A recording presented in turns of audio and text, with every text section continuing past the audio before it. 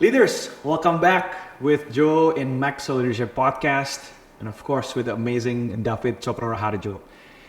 In the three previous episodes, kita udah bahas mengenai defining leadership blind spot, how blind spot is one of the biggest thing that a leader can have, but it's all something that we have. Blind spot, untuk sedikit definisi untuk kalian, adalah sesuatu yang kita lakukan secara terus-menerus yang menyebabkan hal yang tidak baik untuk tim yang kita pimpin yang tidak kita sadari. And there are 6 most common leadership blind spot. Yang pertama adalah having a singular perspective. Bagaimana seorang pemimpin hanya melihat apa yang ia lihat saja dan tidak melihat apa yang orang lain lihat. Yang kedua adalah bagaimana kita tidak bisa menerima insecurity kita. Dan yang ketiga adalah bagaimana kita tidak menghargai orang lain. Keempat adalah memiliki ego yang tinggi yang tidak diimbangi dengan visi yang tinggi. Kelima adalah karakter yang tidak sebanding dengan talenta kita. Dan yang terakhir adalah terlalu lama berada di zona nyaman. Itu adalah 6 blind spot yang biasa seorang pemimpin punya. Dan hari ini, we are going to talk about how to overcome it. So, David, let's talk about it. How to overcome it, cuman ada 5 huruf yang dipakai, namanya connect. Connect. Okay, ya. Right. I mean saya akan sampaikan 7 hal bagaimana caranya kita bisa remove your blind spot. But if I can really put it into one word, it should be connect. Artinya adalah you need other people. Bayangkan bus yang besar, dia mau belok, dia mau keluar dari jalan yang kecil, dia butuh orang lain untuk kasih tahu adalah, ups, ini sudah cuma tinggal 3 cm. Sebentar lagi nyangkut, mesti mundur dulu, mesti maju dulu, dia mesti berhentiin traffic, dia mesti bantu sesuatu supaya bisa sampai. So I want to leave you that word is that you need other people if you want to remove your blind spot. Right. You cannot do it yourself. Yeah. Okay, right? Ada 7 hal yang kita mau lakukan. 7 hal itu by the way, kalau untuk teman-teman yang nggak tahu, Maxwell Leadership dikembangkan oleh John C. Maxwell. Dia umur 77 tahun. Dia sudah tulis 100 buku. Dia sudah lakukan ini selama 50 tahun. Dan di dalam 14 tahun belakangan ini membangun sebuah organisasi yang namanya adalah Maxwell Leadership Indonesia. What do we do at Maxwell Leadership Indonesia? Yang kita mau lakukan yaitu adalah di luar daripada memimpin diri kita sendiri, because everything starts and begins by you yourself. Yang kedua, tentu kita mau kalian bisa di-empower, bisa memimpin orang lain. Tapi yang ketiga, yaitu adalah untuk sebagian daripada kalian bilang adalah I want to be a trainer, I want to be a speaker, I want to be a coach. You know what? We want to equip you. John Maxwell melalui Maxwell Leadership dia sudah menaungi lebih kurang 52,000 coaches, trainers, and speakers di seluruh dunia. Dan dalam 7 bahasa. 6 bahasanya, salah satunya tentu bahasa Inggris. Yang nomor 7 adalah kita di Indonesia. So my name is David. I'm not necessarily your friend. I am your coach. And I want to challenge each one of you as you are listening to this. Are you one of those people that need to join Maxwell Leadership di Indonesia to become a professional speaker, coach, or trainer? Alright, ada 7 hal. How do you remove your blind spot? Yang pertama, it is a no-brainer, but I still have to say it. Are you ready? Number 1, assume that you have a blind spot. Now, kalau Anda membuat asumsi bahwa saya ada titik buta, maka secara otomatis, kalau keluar dari sebuah jalanan, Anda gak pakai nyelonong masuk aja. Nah, kalau ada yang tertancap-tancap cara setir mobilnya, well, bertobat aja, oke? Now, if you assume you don't have a blind spot though, maka kita akan jalan melakukan aktivitas Anda setiap hari, and you're thinking that, oh, I don't have a blind spot. Jadi kalau saya keluar, saya ngomong, saya mimpin tim, everybody just supposed to understand what I'm doing. You know what? Because I don't have a blind spot. So that's number 1. Number 2, ask those who know you best to identify your blind spot. When I was 16, saya kepingin jadi guru. Tapi pada saat itu, anak-anak seperti saya yang lahir tahun 80-an, saya dikasih tahu bahwa adalah, kalau guru mau makan apa? Kira-kira begitu. Oke, guru hari ini bisa banyak makan, tapi mungkin masih belum. But in 1980s, in 1990s, it is not lumrah untuk anak pengusaha yang sukses, mind you, mau jadi guru. But when I was about 26 years old, I am even more determined that I want to be a teacher. So one of the people that I call is my mom. So I called my mom, and saya bilang, Mama, kalau seumpamanya, satu gak ngerti ada bahasa, I want to be a coach, itu gak ada. Tapi saya bilang sama Mah, kalau seumpamanya satu hari ya, mimpi saya mau jadi guru, jadi pembicara di atas panggung. Menurut Mama, itu ide yang baik atau tidak baik? Saya tanya Mama. And you know my mom laugh. I was in United States, he's in Medan. Kita telepon interlokal. And then Mama ketawa. Terus saya bilang gini, Mah, saya tanya, ini pertanyaan serius sih, kenapa malah ketawain saya, you know? And then so my mom said, he said, let me tell you a story. He said, correction, let me tell you a few stories. Okay.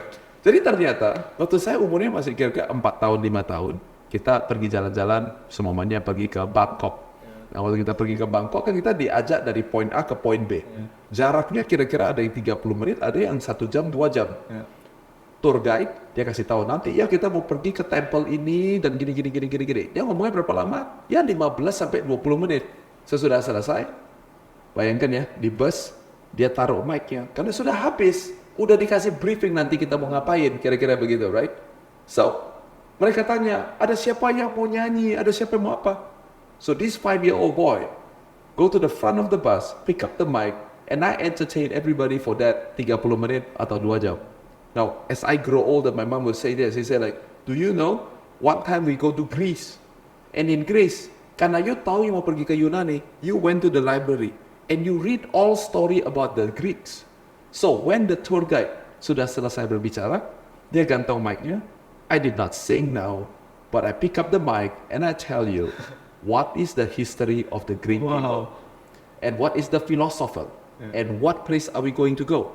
Fast forward, tahun ini maksud saya, beberapa bulan lalu, saya ajak anak-anak saya pergi ke China, and we went to Forbidden City di Beijing. And when we were there, untuk kenyamanan kita ada tour guide yang bisa pakai bahasa Inggris. Tapi si tour guide ngomong, so dia lihat gedung ini, ya kan? Dia kasih tahu, oh ini gedungnya gini. Udah selesai, dia mau move on ke point B dong. Saya bilang, tunggu sebentar ya, namanya Tony. I said, Tony, wait. And then I start to explain to my kids about all the details about that building. Okay? And setelah sudah selesai, orang pada umumnya berdiri situ 5 menit, ambil foto, jebret, let's move on. We are here to take a lot of pictures. But that's not what I did. It is so much so that when there is a Western tourist yang bisa bahasa Inggris, they thought I'm a tour guide. True story. So now they start to stand around karena informasinya banyak. By the time kita sampai ke tempat pos kedua dan ketiga, Tony now tell me, he said like, you know more than me. And he say, can I take a notes? Now he stopped being a tour guide. I'm the tour guide now. So I pay a tour guide to learn from the customer. Wow. So my mom tells me, dia bilang adalah alumni dari kecil. Kalau saya sampaikan cerita lain lagi yang my mom tells me, it is just simply to tell me bahwa adalah, you know what? You have talent when it comes to explaining something. Barang susah didengerin sama you, jadi gampang. Dikasih satu cerita, nyampe. You know? So now, if you're gonna remove your blind spot, mesti punya connect. Now mungkin Joe dan teman-teman yang lagi mendengarkan, kalian bilang, but I don't have a mom like you. I don't have a mom that write down the story of your life and pay attention. Sehingga bisa satu pertanyaan ceritanya 3 jam nggak selesai. Okay, but how old are you? Are you a 5-year-old? Yeah, not, right? Berarti you pasti ada profesor, ada guru, ada teman baik, ada maybe sports coach, mungkin apa namanya mentor. Who do you have? Your colleague, your boss. Go ask them and say, hey, what do you think that I need to improve in my life? You need other people to do that. Itu nomor 2. Yang ketiga, openly discuss your blind spot with your inner circle. Ini ada sesuatu yang penting sekali. Ada kata kuncinya, si connect ini, kata kuncinya adalah inner circle. I did not ask just anybody. Saya bertanya kepada ibu saya bertanya kepada, pada saat itu masih pacar saya, saya bertanya kepada pendeta saya bertanya kepada kolega saya bertanya kepada partner saya tanya kepada orang-orang yang ada di dalam inner circle saya. Now, if you cannot open up yourself kepada orang-orang yang ada di dalam inner circle kalian, 5 atau 10 orang yang secara regular setiap bulan, setiap hari, setiap minggu kalian temui, and you cannot open up yourself kepada mereka, let me tell you your other blind spot. Are you ready? You do not have an inner circle. Oh, wow. The full definition of an inner circle is that I can open up myself to my inner circle. Apa artinya punya istri, tapi saya nggak bisa ngomong sama istri saya apa adanya. Pada saat saya ngomong apa adanya sama istri saya nggak lagi sumpahin orang, saya nggak lagi curhat, saya lagi kasih tahu tentang apa yang betul-betul ada di dalam hati saya. You know why? Because she, my wife, Julia, is my most important inner circle there is. Setelah 20 sekian tahun bersama-sama, become more important with all respect to my mom and to my dad and to my siblings. The most important inner circle in my life is my wife. I can say anything and I will not be judged.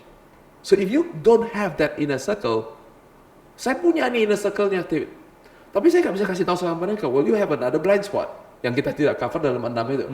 You don't have an inner circle. So that's the 7th blind spot. You think you have an inner circle, but here's the test. And now you realize that I actually don't have inner circle just yet. Berarti PR-nya bukan yang ini. PR-nya adalah I need to build my inner circle. Okay? We just finished high road leadership. And one of the key points that I say is that you always have to exchange values in life. Pertanyaannya adalah you give value and you take value. Simple question, folks. Are you giving more or are you taking more? You're gonna build inner circle. Caranya adalah you gotta give more value, and give more values. If you give enough values to the people in your inner circle, now you can ask these simple questions. Hey, what do you think? And they will give you an honest answer. Itu nomor 3. Yang keempat yaitu adalah assume your blind spot cannot be removed by you. Fit kayaknya lu ngomongnya dari tadi sama terus deh. Kan tadi sudah bilang. Kalau pakai satu kata namanya connect. Artinya adalah kalau kita mau remove blind spot, kita mesti bilang begini, I cannot do it myself. Banyak daripada para pemimpin, dia on denial. You heard this before maybe, and so let me just repeat it as a reminder. If you could have solved your blind spot by yourself, you would have done it by now. Kalau Anda memang bisa punya kemampuan untuk remove blind spot itu, Anda sekarang sudah tidak punya lagi blind spot itu. The reason why you are still, working on it, as we all are still work in progress, for a very simple reason. You need other people to help you remove it. Alright? Yeah. Berarti di step ini, kata kuncinya adalah not in denial, tapi yang lebih penting adalah humility. Rendah hati dan rendah diri kelihatannya sama, tapi beda. Rendah hati adalah sebuah sikap yang mengatakan bahwa adalah saya bersedia untuk mau diajar dan dibantu orang lain. Rendah diri on the other side is a low self-esteem, which means that saya merasa tidak layak untuk menjadi pemimpin, saya tidak layak untuk minta bantuan, saya tidak layak. So that's self-esteem issue. Somebody ask you to be rendah diri, saya bilang perlu punya rendah hati. Jadi orang yang bisa diajar dan mau untuk belajar. Okay? Yep. Yang kelima, he say that develop a team to cover your blind spot. Not only you need connect untuk bisa remove our blind spot, you need a group of people. So connects. Okay. I don't know if that's the right word, but it is connect. Yeah. Okay. Artinya gini, saya kasih contoh. Saya ada connect. Saya ada orang-orang yang protect saya when it comes to my travels. I travel quite a bit, sering naik panggung. Oleh karena itu, kalian nggak pernah lihat saya pergi ke sebuah acara sendirian. Gak berarti saya nggak percaya juga, saya nggak percaya teman-teman semuanya. Gak nothing to do with nothing. Hanya saja saya punya blind spot, saya menyadari saya punya blind spot, saya butuh connect untuk bantu saya. And when it comes to traveling, I got somebody that is very loyal to us, namanya Andrew. And Andrew is in 99% of all my travels. Which means that dia selalu ada di sana, siapa tahu ada blind spot di mana ada orang yang mau kerjain David, atau maybe it's on a wrong day, dan mata saya agak sedikit liar. And so I got somebody to catch me doing the right thing. Jangan blind spotnya tidak dijaga sehingga terjadi pelanggaran. Right? Secara keuangan, I have a different connect. Namanya bukan Andrew, namanya Freddy. When it comes to roommate, I have never stayed in a hotel room sendirian. Selalu ada connect yang lain. Di Maxwell Leadership, I got my partner David Pratomo. It's never a female, by the way, of course. But my roommate, I'm 44 years old. I've been married and together with Julia for 24 years. Okay, I got 3 kids, and I still need a roomie. Saya tidak merasa bahwa I don't need this. See, it's a blind spot. Kita berpikir bahwa I don't need it. So you have that. I hope that's useful. You need a team. Number 6, empower your team to cover your blind spot. Now, orang-orang yang kita jadikan menjadi connect, kalau kita lagi cerita sebuah bus yang panjang sekali, connect itu biasanya second class. It's like kalau kita masuk ke pesawat, kita punya pilot and we have co-pilot. Kalau kita cerita stewardess, ada the head and then ada stewardessnya. Jadi kita sering berpikir bahwa when you want to the concept of empowering your connect, yaitu bahwa adalah kita mesti kasih tahu adalah you're my equal. Karena kalau he's not our equal, kita boleh set up the system, tulis di kertas, bangun timnya, dan kita rasa kan kita udah kerjakan. But you know what? Kalau kita gak kasih dia otoritas, kita gak kasih dia power, maka that is not called removing your blind spot. So let me give you just this one small example. I'm a basketball freak, basketball enthusiast. Right. I have to play my basketball. But every once in a while, kalau ketemu khususnya sama 2 kelompok manusia. Yang pertama, kalau dia lebih muda dari saya, dan saya gak bisa kejar mereka. Atau yang kedua, ada orang yang mulutnya agak sedikit gatel. Jadi sebenarnya kalau dia tembak bolanya masuk, gaya NBA, atau dia tembak bola masuk, and then dia bikin tangannya tahu di bawah pendek-pendek kayak gitu. I do not respond kindly to those type of things. So now I get overly excited about the game. It's just a game. It's a friendly game. Teman-teman rame-rame pergi main sama-sama. Ngerti maksudnya? Tapi I take it too personally. Nah, waktu I take it too personally, I'm a 6-footer. 185. Berat badan saya sekarang di bawah 90 kilo sedikit. Tapi kalau 3 tahun, 5 tahun semua, I'm 100 kilo. I'm very big. I'm very tall. Suara saya lantang, keras. So I start trash talking people. And in the trash talking, I started to be mainnya juga ref. Now it's no longer intentional foul. Now it can be a semi-flagrant foul. Mulai abusive. So you gotta empower connects. You gotta empower people to be able to watch your blind spot. So kadang-kadang satu kali terjadi, waktu saya pulang, saya bilang adalah, Fit, kamu itu adalah pemimpin paling goblok sejagat raya. Itu yang main sama lu semua adik lu. Lebih muda dari you. You marah-marah kayak gitu, kayak orang liar kayak gitu. Nah sekarang dia bilang gini, yuk bangun Indonesia yuk. Kan orang kayak gini nih. Gigi lu Fit, kira-kira begitu tadi nggak? Walaupun mereka lebih muda dari saya, lebih junior dari saya, some of them adalah CEO dari portfolio saya. Mereka nggak berani ngomong atau mereka kayak sungkan atau here's the worst, here's your blind spot. Mereka ngertiin. Dia bilang, you know what, David itu jago di begitu banyak hal. Yang ini udahlah, kita merem-merem sebelah masalah. Right? So you know what I do? I have a connect there. He's a good friend of mine. His name is Kevin Osman. He's a CEO of one of our portfolio companies. So I wrote Kevin and I said like, Kevin, you are my trusted confidant when we play on Saturday 7 a.m. Saya bilang sama dia, Kev, lain kali, kalau saya marah-marah lagi kayak gitu, Kev, I give you the authority to pull me out from the game. I say like, Dete, Dodo. Cool yourself down, then you can play again. Okay? Nomor 2, Dave, say sorry in the group. No, let me tell you this.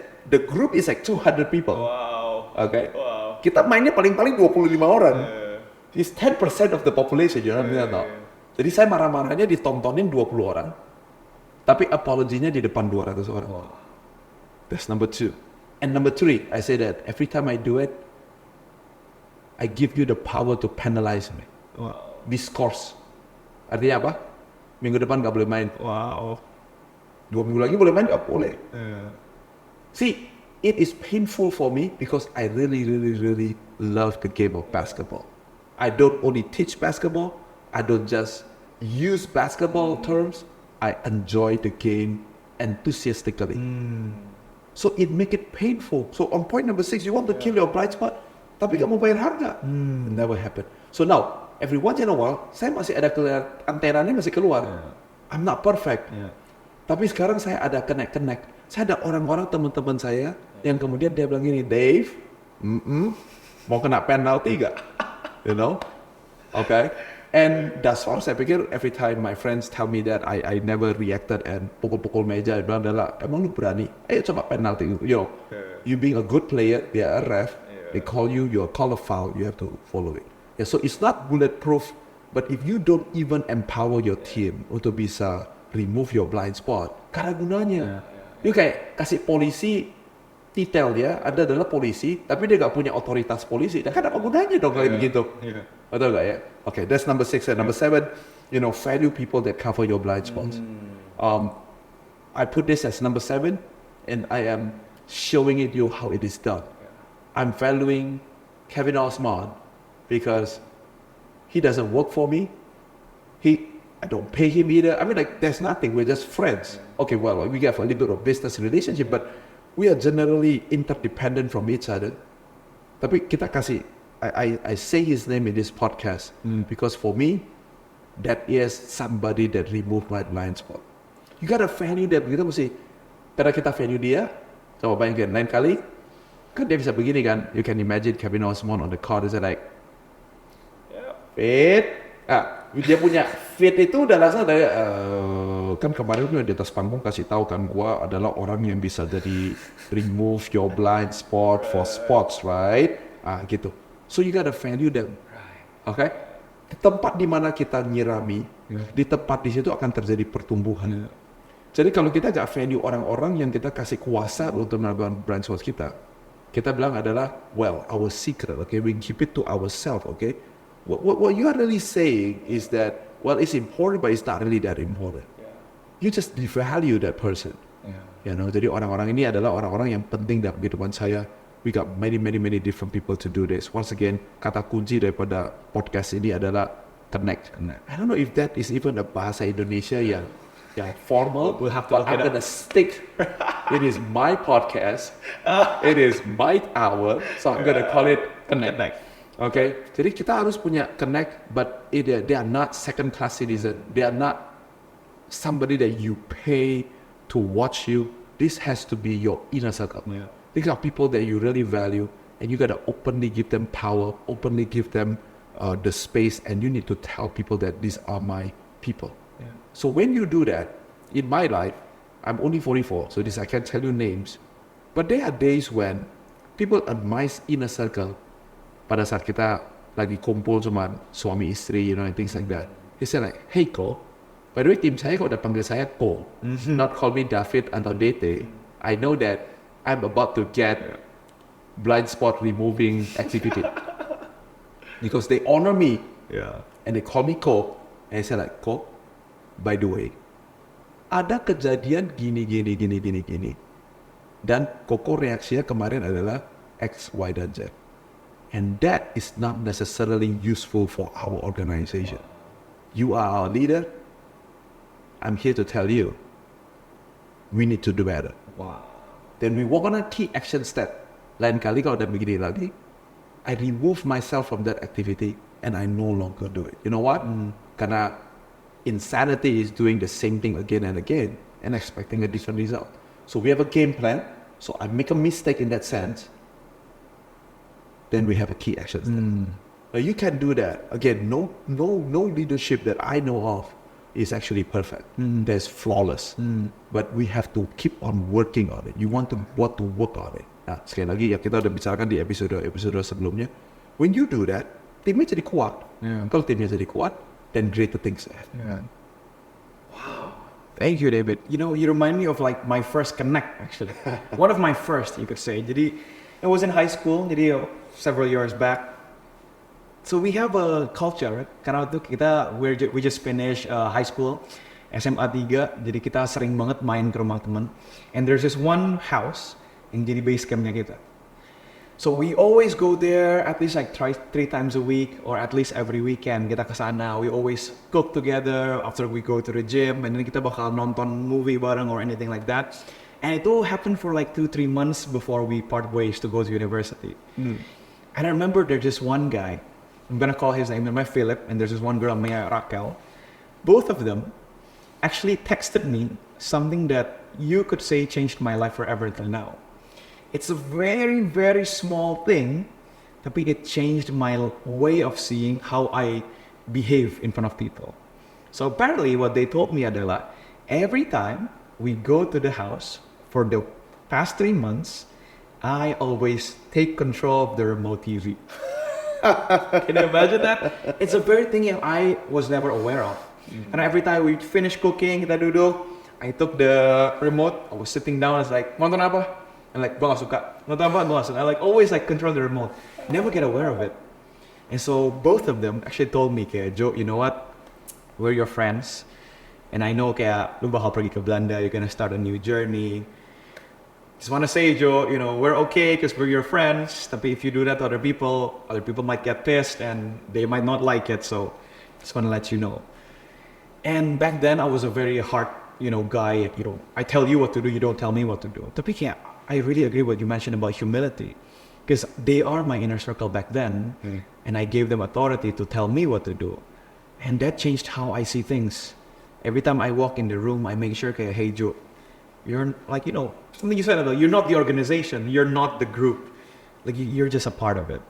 And I would say, if that never got to me, maybe the way I behave to other people will always be different. And I want to talk to you about the idea of inner circle. It's something just came up with, because I really agree with what you mentioned about the 7th blind spot, which is inner circle. To some people, yang mungkin belum kepikiran, who is my inner circle, how to find an inner circle, or even how do I know they are my inner circle? Can you speak more into that? Oh, that's too easy. Unless you have an 8 inner circle, you think that you are God, you are perfect, and you never make a mistake. Kenyataannya adalah Joe, saya, dan kalian semuanya pasti pernah bikin kesalahan. Now, you have common sense, right? Yeah. Kita ada hati nurani dong. Jadi pada saat kita bikin kesalahan, kita pasti tahu gitu loh. Nah, tahunya bisa macam-macam. Tahunya bisa detik itu juga. Tahunya bisa setelah kita hang up the phone 5 menit kemudian, atau literally bisa 3 bulan kemudian. Now, I have a simple question that you want to find your inner circle. This is what you do. You go to that person. Let's say we're in the heat of a moment, and saya bukan cuma tegas, tapi saya kasar, right? And I realized that I just devalue you. I just basically say like, you stupid idiot. I didn't say your idea is stupid. I just call you an idiot. So mamanya, let's play with me, all right? I never call anybody idiot, but let's play along with that. So when I realized that you want to build inner circle, this is what you do. You say, wait, time out. Joe, let me say something first. I do think you have one of the most stupid idea I've ever heard in my life. But I want you to make something clear. I don't like the idea. I don't have a problem with you. I apologize when just now I make a comment. Are you stupid or what? Okay? Now, kalau kalian adalah olahragawan seperti saya, main bola basket, every once in a while ada sesuatu yang namanya unintentional foul. Ada yang namanya intentional foul, dan ada yang namanya flagrant foul. You flagrant foul tu you are out. That's it. Okay? You intentional foul, ada namanya technical free throw. Tapi ada, jadi penaltinya ada, tetapi ada banyak yang namanya unintentional foul. Because I am still just a human being. Now, sekarang coba bayangin ya, kita lagi main bola basket, I just call you stupid, I apologize. Now, Joe reaksinya kayak gini. Iya nih, memang gua dengerin lu suka dipanggil orang goblok-goblok tuh, idiot tuh, memang lu orangnya jahat. Okay, maybe that's not your inner circle. Right? To build an inner circle, I am surrounded by people that have provide me grace and mercy. Right? So when I tell them I don't like the idea, and by the way, you are not in my office, you realize that my language have a tendency of unfiltered and very strong. So I will say that it is the most idiotic idea I ever heard in my life. I will call it as what it is because it is idiot, right? But if I ever, because I don't, but if I call the person an idiot, seperti contoh yang saya kasih, when I say that I apologize for calling you an idiot, but memang I gak suka idenya, respon si orang itu yang mengakibatkan saya tahu, is this person at least potentially your inner circle or not? Because that person is gonna say like, Dave, that's okay. Or my people right now, when I apologize to them, you're gonna hear them say things like this. They say like, "Ko." And again, when my people want to give feedback to me, Then you call the it word "ko" tiba-tiba keluar. If not, you are just David to us. Right. I don't care if I'm 20 years younger than you. You are just a David to me, right? And they'll just say something like, "Ko, it's okay, Siko. I can handle it." And that's how I know I have my inner circle. So you gotta be vulnerable. Karena kalau kita gak vulnerable, kita gengsi dan kita bilang, ya kan anyway orang kantor gua aja. Anyway hari ini udah ketemu nanti 3 tahun lagi juga baru ketemu. You do that. You don't know whether that person is going to be your friend or not. You know, di dalam dunia basket, Charles Barkley and Michael Jordan as an example, when they play together, I don't think they really like each other too much. Okay, but you know what? When they are off the court and they are not doing competition, they are best friends. Biasa-biasa aja gitu loh. Inner circle. I'm not suggesting they're best friend. I'm just suggesting that dalam analogi bola basket, it's okay. Kadang-kadang justru pada saat ada melakukan kesalahan itu adalah sebuah window of opportunity untuk kita menguji, memberikan ujian, mengevaluasi apakah Joe dan David kita belong to each other atau enggak. Kita ada chemistry atau enggak. Kita bisa handle enggak. I just call you an idiot. And I just say sorry. Will you accept my apology or not? Nah, itu yang bikin kita lebih bonding. Nah, terus kalau saya tiap hari ketemu, hari ini saya bilang, sorry ya Joe, you're an idiot, okay? Okay, tapi sorry ya. You know, and then kemudian besok ketemu lagi, you know what? I changed my mind. You really are an idiot, right? Something like that, ngerti gak? And then minta maaf lagi, and then muter lagi. That's also not your inner circle. It means that either Davidnya gak sincere atau Joe-nya goblok. Salah satu atau dua-duanya, right? And so I think I don't have a perfect formula how to find your inner circle, but you gotta find people that actually have great character. They connect with you. You know, people that actually can give you feedback. You know, bukan cuma sekedar it's okay. Kalau cuma it's okay, ya you are forgiven. Tapi di luar daripada forgiveness itu, lain kali gimana caranya? Kalau ini terjadi lagi nih, lain kali gimana caranya? Dengan cara demikian, then we no longer keep the same mistake. Then you find your inner circle. I mean, again, there's also this possibility that I am an idiot, right? Yeah. You know? Tapi there's a word that I really like that you mentioned about vulnerability, about being vulnerable. I mean, I have previous experiences going to work, office. Just last night, just had a call with like a mentee as well. And basically, the question goes around the idea of like, what if I or they cannot open up? There's no communication. I mean, like, you know what? There's a point di mana akhirnya mereka jadi, you know, let's just not talk about it. I mean, I have like my previous experiences juga. Okay, we have a group, like a core team in the office. Dan akhirnya karena kita nggak pernah practice that vulnerable conversation, we never allow each other to keep each other's back. Dan akhirnya mungkin culture yang sering kali kita temuin di Indonesia adalah because they don't open up and tell each other's blind spot, they still do tell each other's blind spot, but not to the person. But I tell the blind spot to the other person, which creates a culture yang akhirnya ngomongin di belakang. But I can understand, was okay from a few conversations with them adalah, because Joe, you know what? I don't know how to open up with them. It feels awkward. It feels weird. Kayak, aduh nggak mungkin, you know, like stuff like that. Like, but I do understand. Like, Brené Brown talks about this. Like, vulnerability is something you practice. But for someone who never practiced vulnerability, is there something that you can say to them? I mean, I'm a married man. I don't get naked just for nobody. Right. So you shouldn't get naked just for nobody too, in terms of vulnerability. Jadi vulnerability itu ada levelnya. Kita nggak bisa expect tim kita untuk everybody ya open up ya. Sampai waktu lu umur 3 tahun dia ada apa nih ngomongnya. It's very difficult. Jadi kalau ternyata belum ada ya you have to build it from the outer layer.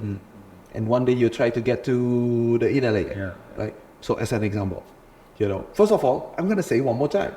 Kalau you cannot open up to your people, you do not have an inner circle. The full definition buat saya inner circle artinya adalah saya bisa terbuka. Tapi benar, inner circle saya punya layer yang berbeda-beda. My most inner circle is called Julia Tan. Jadi bersama dengan Julia, saya bisa datang apa adanya dan saya bilang adalah I am so fill in the blank. But for clarity, we get to know each other in the last 1 month. I can't just exactly go like be vulnerable like I'm being vulnerable with my wife. So it has to be built. Jadi pertanyaan adalah how do you build it? Well, too easy. One of the easiest thing to do in this life is to break bread together. Dengan kata lain, makan. Nah kalau makan, caranya begini. Jangan hari ini makan makanan Manado, besok makanan Manado, besok makan Manado, besok makan Manado, besok makan Manado. Itu namanya kayak you punya contoh adalah gua pegang remote control, mau makan apa guys? Mau makan Jepang, gak enak Mau makan apa? Makan Padang gak enak Mau makan apa? Burger, gak enak Waktu ada bilang, kalau Manado gimana? Itu boleh itu. Kita makan situ. That vulnerability will never happen, you understand not? Okay, so, example, right? The easiest way, right? It's like, hey mau makan apa? Kodif mau makan apa? Saya selalu bilang adalah, surprise me. So you see, it's a form of vulnerability. Because apa bayangkan sekarang Joe, mesti beliin saya makan siang. Kan mesti mikir dong ya. Mang manis, yang asin, yang asam, yang pedas, yang apa. Loh, kan mesti mikir dong. Betul gak? But then you decided that, well, I'm gonna take a bath. We're gonna eat savory stuff and deep fried. Didn't realize that I'm 44. We don't eat deep fried stuff. I gotta take care of my cholesterol. Nah, pada saat datang, matanya dibuka lebar-lebar dong. Kita lihat makanannya habis gak? Let's say sambelnya, ke kondimennya ada saus tomat, saus cabai, saus whatever gitu. Dia pakai yang mana? So when you eat, you can ask simple questions. It's an outer layer. Kita bilang gini dah. Wow, you can really eat spicy kok. Memang suka makanan pedas ya? Where do you come from? Well, let me tell you, I don't eat spicy.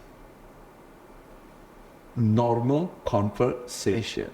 I did not ask your darkest secret. I simply asked, what do you like to eat? Okay, other things that you can do. What about doing a movie night? Waktu movie night juga begitu kan? Nonton apa? Kalau selalu adalah ngikutin gua. Again, you give your own example. This is you pakai remote control. Gua mau nonton Marvel. Enggak lah ya, enggak bagus. Apa itu film anak-anak itu? Apa kira macam-macam. Nah, waktu dapat film pilihan yang you mau, ya boleh. Nah, so what did you just do? You just basically dictate the team that this is what I want to do. You'll never build an inner circle. Jadi saya punya kebiasaan adalah kasih tahu sama tim saya adalah, well, we should go play sports. Sports apa? Go figure it out. Nah dari situ baru kita lihat. Dari sana baru ada kelihatan. Dari situ baru ada ngobrol-ngobrol. Oh iya, dulu saya waktu SD main bulu tangkis kok. Oh gitu toh. Kok bisa? Papa mama juga main bulu tangkis? Oh bukan. Om saya atlet daerah. Oh gitu toh. Vulnerable. So people have to punya the warm fuzzy feel as the American people will say it. You know, bahwa adalah, oh kita ini semuanya temenan gitu loh. Nah dari sana baru kita masuk ke dalam sesuatu yang lebih dalam.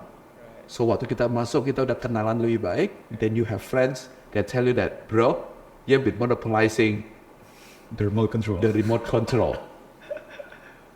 We are okay, but just say it. Not very nice. Nah itu gak terjadi overnight, itu terjadi karena 3 bulan sebagai anak SMA, kalian ada 3 bulan yang dimana kalian makan bareng, nonton bareng, main bareng, nonton bareng, you know, berenang bareng, olahraga bareng, bikin studi bareng. Now you do that, so over time you have that. Okay, so I think that's how you do it. Hey, David, I think this is a very good thing. You know, as your mom mentioned, you have a thing to make complex topic into a very simple understanding. Because, hey, leaders, that's a takeaway. That's a takeaway. How to overcome your blind spot is to find the connect. You know, find the connect, build a relationship with the connect, give them authority to let you know if you make a mistake. And actually, one final question, David, to close this podcast and close this session. It's gonna be a bit off topic actually, because you mentioned a lot about your greatest connect is your wife. Is there a tips for us how to find our connect? I think so. I think that khususnya when it comes to your wife, your future wife, or your future husband, Yeah. pendengar, let me tell you this. If you find the right one, it's heaven on earth. Right. You get the wrong one, it's a literal hell on earth. Jadi menurut saya, with that, kita perlu ada balancing act antara you gotta use some faith, tapi apa sih yang bisa dikuantifikasi? Now, when I was 19, when I first met Julia, I did not understand this. I only simply say that ada dua hal that I need to do. Is that I got to love the woman, and I can say that I'm committed to this woman. Love is a warm fuzzy word, tetapi commitment buat saya itu adalah harga yang saya harus bayar untuk bisa hidup bersama dengan perempuan ini untuk 50 tahun. So as an example, I'm a extremely history buff. I love to read. I love smart people. I don't like to meet idiots. People that don't think. It pissed me off. Ngerti gak? Saya juga orangnya cukup spiritual. What else? I like sports. You know, so I want to find somebody that yang bisa nyambung. No. I give you one example specific aja. When it comes to love, I'll talk about it after this. But in terms of commitment, there's this one price that I have to pay. Because when we were dating, and as now that we're husband and wife, 3 kids, there's one thing that Julia is not. Yaitu adalah she's not very sporty.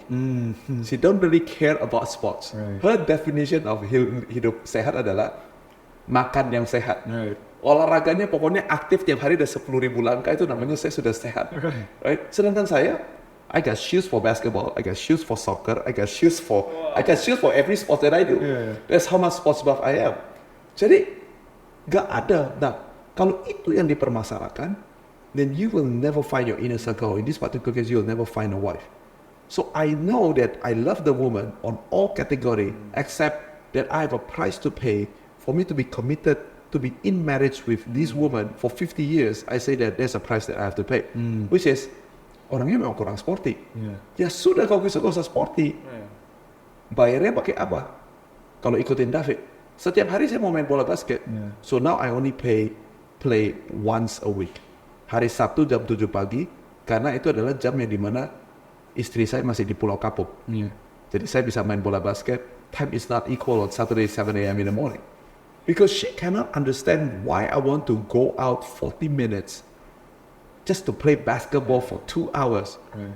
Lalu traffic balik lagi. She will never be able to understand it. Right. Because she's not a basketball person. Now this is no longer true. Julia know who is LeBron James, Michael Jordan, Carlton Nolan, Giannis Antetokounmpo, Stephen Curry. She can recognize the name and can quote stats. Wow. After 24 years, Yeah. right? But it's a price to pay. Right. Dari saya ke Julia, apalagi yang saya harus bayar sebagai komitmen saya? She's an artist. She's a designer. Jadi buku-buku apa yang saya baca? Saya baca buku bisnis, saya baca buku leadership, obviously. But I also read book about interior design, tata kota, arsitektur, bikin toilet, and stuff like that. You know why? Because my wife is an artist. You know what it means? Artinya ada temannya istri saya yang adalah arsitek, yang adalah desainer, yang adalah artis. Harga untuk bisa tetap bersama-sama selama 50 tahun adalah your friend is also my friend. I have to be able to enter the world of the architects and the desainer kota, suburb, bangun gedung, and things like that. Now I will never be able to build a building, but I'm also not that dumb. Ya, saya bisa masuk ke dalam conversation itu, and paling sedikit secara kulit luarannya, saya bisa mendengar dan bisa mengerti dan bisa memberikan komentar, and having a very nice conversation for 2 hours.